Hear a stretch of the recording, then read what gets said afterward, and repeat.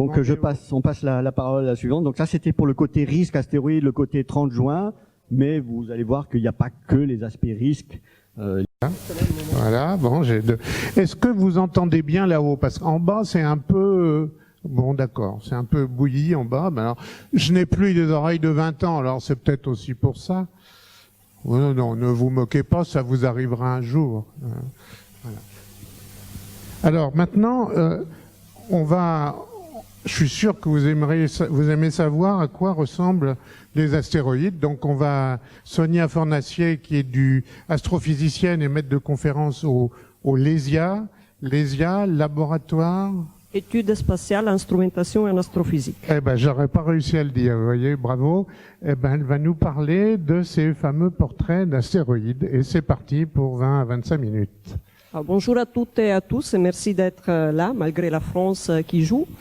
Donc, je vais vous parler d'astéroïdes, les caractéristiques principales. D'abord, les premiers astéroïdes actuellement, c'est Cérès, qui a été découvert en 1801, et comme peut-être vous le savez, c'est une planète naine. Maintenant, elle est classée comme planète naine. Et à partir de cette découverte, puis il y en a eu beaucoup, et aujourd'hui, on recense plus de 700 000 astéroïdes découverts. Donc, dans ces graphiques, vous avez ici le Soleil, l'orbite de la Terre, de Mars, de Jupiter, et au milieu, tous ces petits points jaunes sont des astéroïdes qui orbitent justement entre Mars et Jupiter, et plus spécialement, donc sur votre droite, vous avez ici la distribution des objets en fonction du demi-grand axe. Donc, en unité astronomique, sachant qu'une unité astronomique, c'est 150 millions de kilomètres, donc c'est la distance moyenne entre la Terre et le Soleil. Et donc, vous voyez que la plupart d'astéroïdes se trouvent à peu près entre 2 et 3,2 unités astronomiques, et cette région est appelée la ceinture principale des astéroïdes. Alors, si vous regardez la distribution des objets, elle n'est pas uniforme. Vous avez des régions plus peuplées et d'autres où il y a très peu d'objets. Eh bien, ces régions, ça serait des régions où il y a des fortes perturbations gravitationnelles et séculaires de la part de la planète géante Jupiter. Et donc, les objets qui passent par là sont fortement perturbés. Et donc, soit ils sont éjectés vers les parties plus lointaines du Soleil, soit ils sont injectés vers la partie interne du système solaire. Et donc, ils donnent naissance à la plupart des géocroiseurs. Géocroiseurs sont les objets qui s'approchent à l'orbite terrestre. Alors, puis on peut voir qu'au-delà de la ceinture principale, vous avez d'autres objets plus lointains. Par exemple, à 5,2 unités astronomiques, vous avez les troyens de Jupiter, en magenta ici. C'est deux nuages d'astéroïdes qui suivent ou précèdent l'orbite de Jupiter et qui se trouvent à 5,2 unités astronomiques. Alors, les astéroïdes sont très différents en forme, en structure, en composition. Donc, vous avez des objets métalliques, des objets silicatés, riches en carbone et ou organiques. Et ces derniers, qui sont les objets primitifs, sont particulièrement intéressants d'un point de vue exobiologique. Alors, bien que les astéroïdes soient beaucoup, si vous les mettez ensemble, la masse de tous les astéroïdes n'est fait que les 0,05% de la masse terrestre. Donc, c'est vraiment très très petit. Vous voyez qu'il y a des objets de la taille, donc le plus gros objet dans la ceinture principale, c'est Cérès, planète naine, de 1000 km à peu près. Donc là, vous avez des belles images des différents objets qui ont été observés par des missions spatiales. On en parlera un peu plus tard. Donc là, c'est Cérès. Les plus gros astéroïdes, c'est Vesta, qui fait une taille d'à peu près 530 km. Et puis, vous avez différents objets. Donc, il y a quelques dizaines d'objets de la taille des 100 km. Et là, vous avez l'image de Lutetia prise par la sonde européenne Rosetta. Différents qui ont plusieurs dizaines de kilomètres jusqu'à beaucoup de petites tailles inférieures au kilomètre. Vous avez un exemple ici, il y a un petit point que vous ne voyez pas. C'est l'astéroïde Itokawa qui était la cible de la mission japonaise Hayabusa et qui fait 320 mètres. Donc des petits, il y en a vraiment beaucoup, mais évidemment c'est difficile à trouver. Alors, je vais vous parler un peu de la composition. Donc, comme vous avez vu dans la slide précédente, les formes sont très différentes. Vous avez des objets ronds, des objets allongés avec des cratères, différentes structures et topologies superficielles. Je voudrais insister ici sur la composition. Donc on distingue plusieurs classes d'objets dont les lettres sont associées à la composition. Donc sans rentrer dans les détails, par exemple les types C c'est carboné, S c'est silicaté et ainsi de suite. Et vous avez deux macroclasses, disons comme ça, les objets qui sont dits primitifs, des types C, PD, qui viennent d'un corps parent non différencié, et puis vers la gauche, au fur et à mesure que la température a augmenté, vous avez des objets évolués qui, eux, ils viennent plutôt d'un corps parent différencié. Qu'est-ce que ça veut dire? Ça veut dire que vous avez des températures et des pressions telles que, à l'intérieur du corps parent, vous avez la formation d'un noyau, d'un manteau et d'une croûte superficielle, comme ça arrive sur la Terre ou sur d'autres planètes telluriques. Donc, si on parle des objets primitifs, ils sont particulièrement intéressants, d'abord parce qu'ils sont les moins altérés, donc c'est vraiment ceux qui nous renseignent sur la composition des planétésimaux, c'est-à-dire les briques dont sont issues les planètes et les corps du système solaire. Là, vous avez une jolie image des Mathildes, c'est les seuls astéroïdes carbonés qu'on a observés jusqu'à là. Non, il y a un deuxième dans les derniers jours actuellement, du coup, on va le voir plus tard. Donc Mathilde a été observée en 1997 par la sonde américaine NEAR. Donc c'est un objet qui fait la taille à peu près de 50 km. Ces types d'objets sont caractérisés par une composition carbonée, riche en organique, surtout pour les types D. Et il y a la présence de ce qu'on appelle les silicates hydratés. C'est des matériaux, des minéraux très intéressants car ils se sont formés dans un contexte où il y avait de l'eau liquide dans le passé. Donc, ça implique qu'il y avait l'eau liquide dans les corps parents. Et on estime qu'à peu près les 70% des astéroïdes de type C ont des minéraux hydratés. Donc, leur corps parent a eu de l'eau à l'état liquide dans le passé. Donc, ces objets sont à faible densité, haute porosité. Donc, pour Mathilde, la densité, c'était 1,3, si je me rappelle correctement. Et c'est des objets qui ressemblent le plus aux météorites qui sont les moins altérés, c'est-à-dire les chondrites carbonés. Puis, si vous augmentez un peu la température, vous commencez à voir les objets silicatés. Donc ici, vous avez deux images des deux géocroiseurs de type S. S, ça veut dire silicaté. Donc là, c'est Eros qui a été observé par la mission NEAR, la même qui a observé Mathilde, mais qui s'est mis vraiment en orbite autour du géocroiseur pour les caractériser. Donc là, vous avez un objet de taille 30 km. Et en bas, vous avez Itokawa qui fait 300 mètres pour l'axe le plus grand. Donc ces objets sont similaires aux chondrites ordinaires, qui sont les 80% des météorites tombés sur Terre. Et puis si on va sur la droite de cette slide, vous voyez les objets vraiment évolués qui viennent soit du manteau, soit du noyau du corps parent différencié. Donc là, on a un exemple de Steins, qui était l'astéroïde d'à peu près 5 km observé par la mission Rosetta. Donc c'est un objet riche en astatite et différencié. Et là, vous avez Vesta, qui a été observé par la mission Dawn, qui est un objet différencié avec une structure interne, une densité assez élevée, et qui est la source des météorites dites awardites, eucrites et diogénites. Donc c'est des achondrites, météorites qui n'ont pas de chondres et qui ont subi la différenciation. Excusez-moi, en statique, ça veut dire quoi déjà? En statite, c'est un type de silicate. Ça veut dire... Il y a un minéral. Oui. Alors, ça manque encore les astéroïdes de type M qui viennent du noyau du corps différencié, mais on aura des images bientôt parce qu'il y a une mission de la NASA, Psyche, qui sera destinée justement à caractériser un objet métallique qui vient du noyau du corps parent. Alors, quelques mots sur les géocroiseurs. Daniel les a déjà introduits.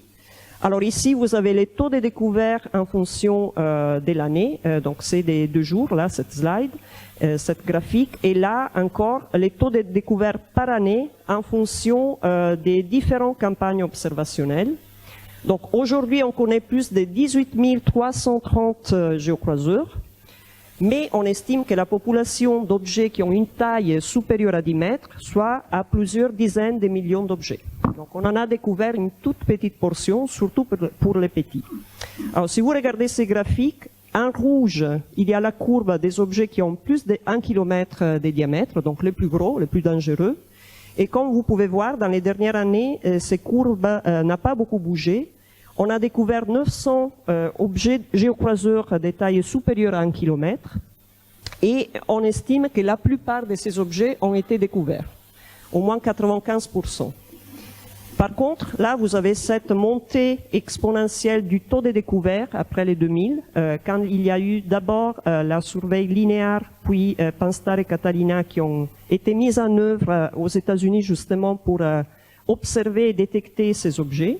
Et donc, vous avez cette croissance du nombre d'objets découverts. Et ici, vous avez aussi le nombre d'objets dits potentiellement dangereux. Donc, c'est les objets qui ont, comme a dit Daniel, une taille supérieure à 140 mètres. C'est la taille pour laquelle l'objet qui rentre, qui traverse l'atmosphère terrestre en cas d'impact, n'est pas détruit et dans les passages dans l'atmosphère. Et c'est les objets dont la distance minimale d'intersection avec l'orbite terrestre est inférieure à 7,5 millions de kilomètres. Donc pour ce type d'objet, on a 1900 découvertes et on estime qu'un tiers, à peu près les 30% de la population des PHA, d'astéroïdes potentiellement dangereux, a été découverte. Alors vous avez ici la distribution des géocroiseurs en fonction de la taille. Donc comme je dis tout à l'heure, les gros objets, pour la plupart, on les connaît. Donc vous avez 900 objets supérieurs à 1000 km, à 1000 mètres, pardon, à 1 km, et 95% de ces objets sont connus. Par contre, pour les objets inférieurs à 300 mètres, on en a recensé à peu près 14 000, mais c'est une toute petite fraction de la vraie population des géocroiseurs. Donc là, il y a vraiment beaucoup de travail à faire pour les découvrir. Et on est limité vraiment par la faible magnitude. Souvent, vous découvrez un objet quand il est proche de la Terre, car ils sont petits et très faibles pour qu'il fait un peu d'astronomie. Et donc, vous les voyez pour quelques heures, et après, c'est parti, il repart, il est tout petit de quelques mètres, et on ne les voit plus. Donc, ils sont très difficiles déjà à découvrir, et c'est encore plus difficile de les caractériser, c'est-à-dire de déterminer des propriétés physiques comme la taille, l'albédo, la composition, la période de rotation, etc., qui sont après fondamentales. Si jamais il y a un risque d'impact, vous devez connaître l'ennemi et savoir quoi faire pour la stratégie de mitigation. Donc c'est très difficile à obtenir à cause vraiment du faible flux de ces objets. Alors, d'où viennent les géocroiseurs? Comme je vous ai dit tout à l'heure, la plupart viennent de la ceinture d'astéroïdes. Donc là, vous avez l'orbite de Mars, l'orbite de Jupiter, en vert, les astéroïdes de la ceinture principale, en rouge, les orbites des géocroiseurs, qui sont appelés Near Earth Objects. J'aurais dû la mettre en français. Bon. Les géocroiseurs ont des temps de vie relativement petits. Petit, là, ça veut dire par rapport à l'âge du système solaire. Donc c'est un temps de vie de 100 millions d'années, alors que l'âge du système solaire, c'est 4,6 milliards d'années. Donc la plupart viennent vraiment des régions d'instabilité gravitationnelle dues aux perturbations de Jupiter dans la ceinture principale, donc 80% des géocroiseurs. Mais il y a aussi un 15-20% d'objets qui seraient des noyaux cométaires étanches qui ont, disons, épuisé après plusieurs passages autour du Soleil leur réserve en volatiles. Alors, je vais vous parler maintenant des missions dédiées aux astéroïdes, passés et futurs. Donc au jour d'aujourd'hui, on a 13 objets qui ont été observés dans l'espace, soit via des missions dédiées, soit via des passages, des missions dédiées à autres corps, à autres planètes. Donc en rouge, les géocroiseurs que vous voyez ici. Donc la toute première image d'un astéroïde a été obtenue par la sonde de la NASA Galileo, qui était destinée à l'étude de Jupiter. Et dans son voyage, elle a pris des images des deux astéroïdes silicatés, donc Gaspra en 91 et Ida en 93. Et d'ailleurs, lors de ces flyby c'est un passage rapproché de courte durée autour de l'astéroïde, ça a été découvert les tout premiers satellites d'un astéroïde, puis il y en a eu beaucoup d'autres. Puis vous avez la sonde américaine NEAR qui a été dédiée à l'étude d'Eros d'abord, les géocroiseurs, et qui dans son voyage a aussi étudié Mathilde, un astéroïde carboné. La Deep Space 1 qui a étudié Braille. Cassini dédié à Saturne et Stardust dédié à la comète Tempel 2 ont pris des images de loin de ces deux astéroïdes, mais pas avec une bonne résolution, c'était pas fait pour. Puis vous avez la mission japonaise Hayabusa, qui a étudié l'astéroïde d'à peu près 300 mètres Itokawa. C'est un astéroïde de type S, silicaté. Et c'est les premiers retours d'échantillons, simple retour d'échantillons d'un morceau de quelques grammes, un gramme en réalité, de cet objet sur Terre. Donc ça a permis d'étudier en détail en laboratoire la composition de cet objet. Puis vous avez la mission de l'ESA Rosetta, qui dans son voyage vers la comète 67P, Churyumov-Gerasimenko a observé les astéroïdes Steins et Lutetia en 2008 et en 2010. Et la mission Dawn de la NASA, qui était dédiée au corps le plus gros dans la ceinture principale, donc Vesta et Ceres. Alors, actuellement, on a reçu les images résolues de cet objet. C'est un géocroiseur primitif, Ryugu, qui est en train d'être étudié par la mission de la JAXA Hayabusa 2. C'est une mission encore avec retour d'échantillons. Et à la fin de l'année, il y aura les toutes premières images de Bennu, un autre astéroïde primitif, géocroiseur, qui sera, lui, observé par la mission de la NASA OSIRIS-REx. Et sur ces deux missions, Antonella va vous en parler en détail dans quelques minutes. Alors, pour finir, dans les futurs, il y aura deux missions de la NASA à destination des petits corps. Une, c'est Psyche, qui va étudier un objet métallique. Et l'autre, c'est Lucy, qui va étudier, par contre, des objets très, très primitifs, qui sont les Troyens de Jupiter. Alors, quelques belles images depuis l'espace. La mission Hayabusa, qui a étudié les géocroiseurs Itokawa. Donc, vous voyez ici les très belles images. C'est un objet qui fait 320 mètres de long, de forme allongée, avec une surface qui est couverte par de la régolithe, donc de la poussière, mais aussi beaucoup de graviers rochers que vous voyez partout, même là. Donc c'est une composition silicatée, donc c'est vraiment un objet de type S qui a une faible densité, donc une densité mesurée d'environ 2 grammes par centimètre cube, et ceci montre que l'objet est ce qu'on appelle une structure à tas de gravats. Donc vous avez deux structures internes, soit c'est un monolithe dense avec une faible porosité, soit c'est la structure à tas de gravats, ou rubble pile en anglais. Ça veut dire que vous avez la réagrégation des fragments suite à une collision d'un projectile avec les corps parents. Et donc il y a ces fragments qui sont tenus ensemble par des forces d'agglomération avec beaucoup d'espace vide à l'intérieur qui fait baisser la densité. D'habitude, la densité des chondrites ordinaires, c'est proche des 3. Et pour cet objet, on a eu les tout premières et uniques pour l'instant, mais il y en aura 2 dans les futurs retours d'échantillons, qui a montré une composition similaire aux chondrites ordinaires des types LL, donc celles qui ont une faible contenu de fer. Et vous avez ici la rentrée dans l'atmosphère, donc c'était sur Terre, c'était en 2010, les observations en 2005 et les analyses poussées en laboratoire que vous pouvez faire seulement sur Terre. Alors, ici, les très belles images des Steins. Donc, je vais vous parler de la mission Rosetta de l'ESA, dans son voyage interplanétaire vers la comète 67P.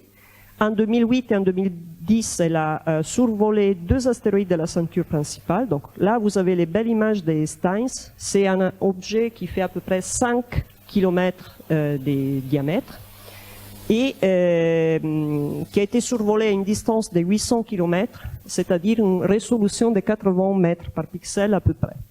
Donc vous voyez ici la forme en diamant, on va les refaire, pardon,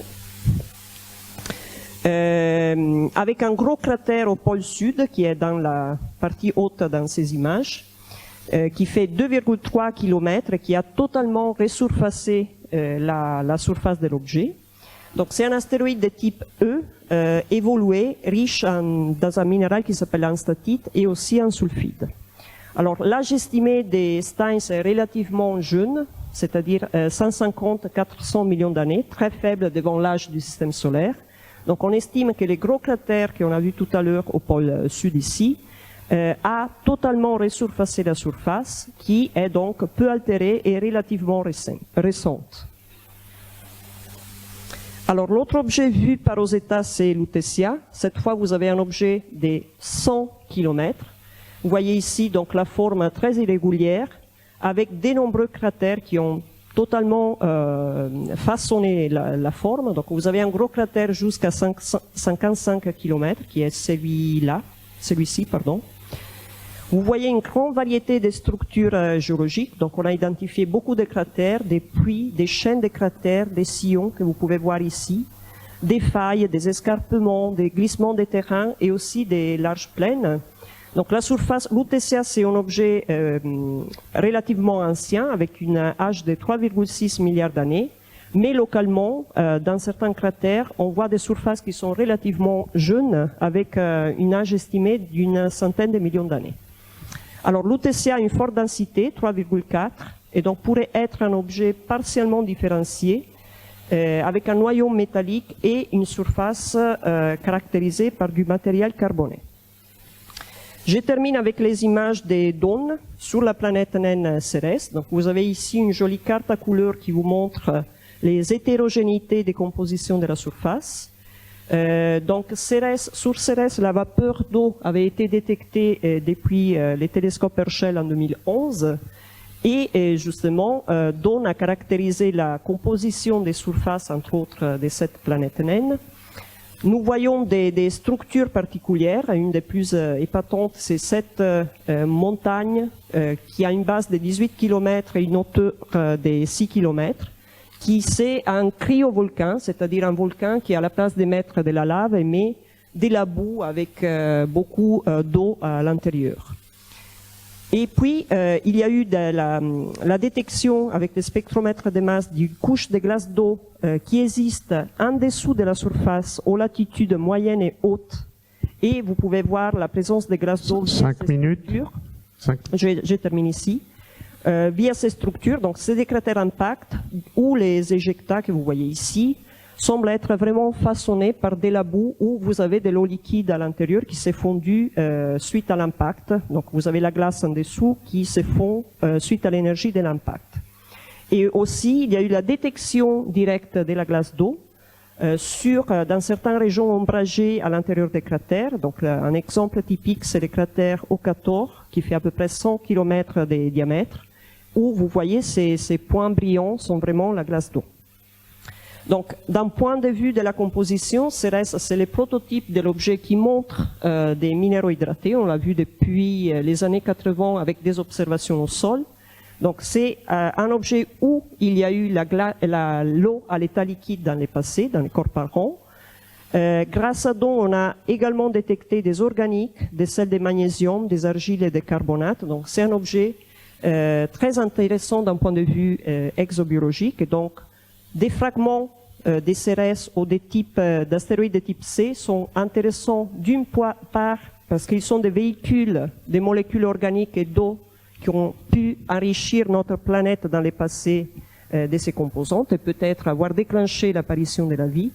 Ils sont aussi les objets les plus primitifs qui nous renseignent vraiment sur la composition de notre système solaire aux origines.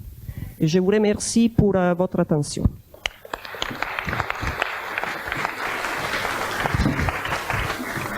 Merci Sonia. On a 1 ou 2 minutes pour une question. Moi j'en ai une à propos de Cérès. J'ai cru qu'on pouvait imaginer que sous la couche de glace de Cérès, il y aurait un océan d'eau liquide, salée peut-être. Il y a eu des hypothèses sur cela, mais pas encore de confirmation ferme sur cette hypothèse. Donc c'est encore un peu à étudier, on ne sait pas. Non. Mais ça serait formidable. Ça serait formidable. Il y a la même hypothèse pour certains satellites de Jupiter. Ça nous éviterait d'aller jusqu'à Jupiter pour faire des manips. On va plonger là-dedans. Donc la mission est encore en train d'orbiter autour des Cérès, d'ailleurs. Ok. Est-ce que vous avez une question ou alors on remet à la fin? Oui, une question. Parlez fort. Ah. Attendez, alors je vous parle. Pendant la présentation, vous avez parlé pour les caractéristiques des astéroïdes de l'albédo. Mais qu'est-ce que ça L'albédo, c'est combien de lumière du Soleil qui arrive du Soleil à la surface est réfléchie. Donc les objets à forte albédo sont ceux qui sont plus réfléchissants. Donc, par exemple, Steins a un albédo de 0,4, ça veut dire qu'il reflète les 40% de la lumière incidente. Dans les cas des CRS, c'est 10%, et pour les objets typiques CD, c'est 4%, ou les comètes, ou les noyaux cométaires. Donc, il y a des objets vraiment très très sombres.